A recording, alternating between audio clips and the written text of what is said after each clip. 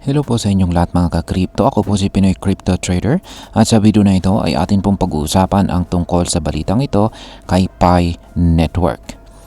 Ayan, makikita natin dito na bumagsak ang presyo ni Pi Network at siya na po ay base sa ipinapakita rito ng Crypto.news ay si Pi Network ay nasa mga presyong 0.90.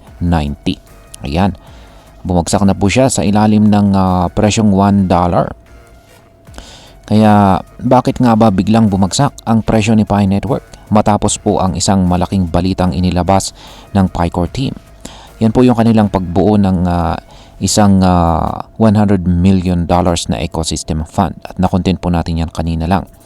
Kung isa ka po sa mga umaasa kay Pi na someday ay pwedeng kumita ng malaki, tiyak na importante po ito sa iyo.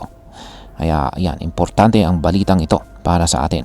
Pero teka, hindi ba't magandang balita ang pagkakaroon ng isang malaking pondo? Bakit bigla na lang bumagsak ang presyo ni Picoin matapos ito?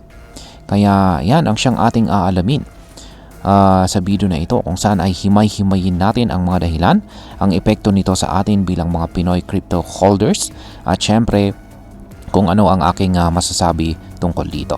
Pero bago po tayo magpatuloy ay pakibasa na lamang po muna ang disclaimer dito sa ibaba ng ating screen. Yan, bakit nga ba bumagsak ang presyo ni Pi Network pagkatapos ng Ecosystem Fund News? Yan, unang tanong ng karamihan ay ito. Kung may $100 million na pondo para sa ecosystem, bakit pa bumaba ang presyo ni Picoin? At ang sagot po ay medyo technical pero ipapaliwanag natin yan sa simpleng paraan. Isa po sa mga pangunahing dahilan ay ang tinatawag na buy the rumor, sell the news. Ano nga ba ito? Ito ang madalas na nangyayari sa crypto market kapag may naririnig na balita ang mga tao tungkol sa isang magandang announcement. Kapag narinig nilang may magandang balita na paparating, tulad po ng balita sa Pi Network, maraming bumibili agad ng token kahit hindi pa lumalabas ang opisyal na detalye. Umaasa sila na tataas ang presyo. Pero kapag na-announce na ang balita, bigla silang nagbebenta para kunin ang kanilang kita. Kaya bumabagsak ang presyo. Ganito po ang nangyari kay Pi. Tumaas ng halos 200% si Picoin bago pa man ang official announcement. Pero pagkatapos pong ma-announce ang $100 million na fund, biglang nagbentahan ang mga tao at bumagsak si Pi ng higit 13%. At ngayon ay yan na nga, nasa mga presyong 0.90 or 90 cents. At yan, higit 35% na pagbaba po yan mula sa pinakamataas na presyo nitong nakaraang na linggo or ngayong linggo. Yan, may epekto ba agad ang ecosystem fund sa presyo ni Picoin? Yan, ang pangalawang dahilan ng pagbagsak ay wala pang immediate effect ang ecosystem fund na ito sa aktual na paggamit kay Picoin. Oo, may pondo na pero hindi agad-agad nararamdaman ng market. Ayon po sa PiCore team, matagal pa bago magsimula ang project na gagamit sa Pi Network. Yan, ibig sabihin ay wala pa tayong makikitang mga app o platform na nag-ooperate gamit si Picoin sa kasalukuyan. At kahit magsimula na ang mga project na ito, wala pa rin kasiguraduhan na magiging matagumpay sila or kung talagang makakakuha ng maraming users. Kaya kahit promising po ang balita, hindi ito sapat para itulak pataas ang presyo ni Picoin sa ngayon. Ngayon ay ano naman po ang inaasahan ng mga tao na hindi natupad? Ayan, pangatlong dahilan ay ang na-disappoint po ang mga tao.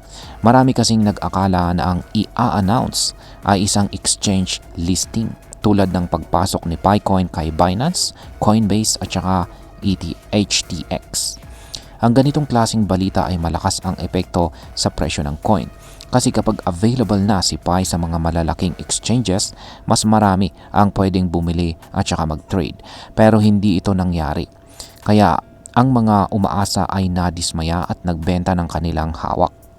Bukod pa dyan, isa rin na sa inaasahan ng mga investors ay ang token burn. Ang token burn ay parang pag-aalis ng ilang bahagi ng total supply ng coin.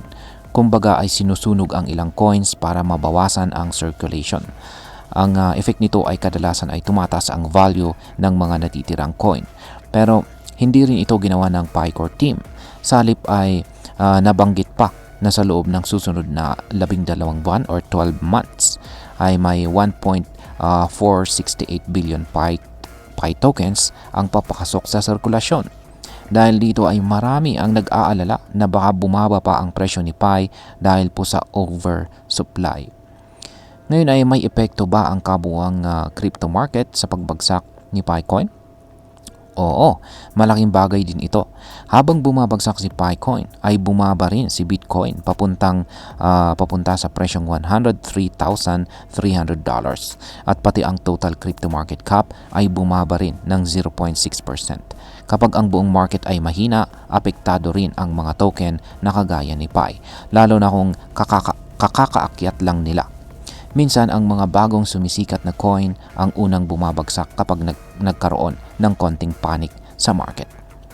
Ngayon ay ano naman ang maaring maging epekto nito para sa atin bilang mga Pinoy crypto traders at investors ni Picoin. Ayan. Para sa atin bilang mga Pinoy na umaasa kay Pi Network, ito po ay isang wake-up call. Una, hindi ibig sabihin na magandang balita ang isang announcement ay tataas agad ang presyo. Kailangan po nating intindihin ang real-world impact ng mga balita sa isang token. Pangalawa ay dapat po nating pag-isipan kung saan papunta ang project.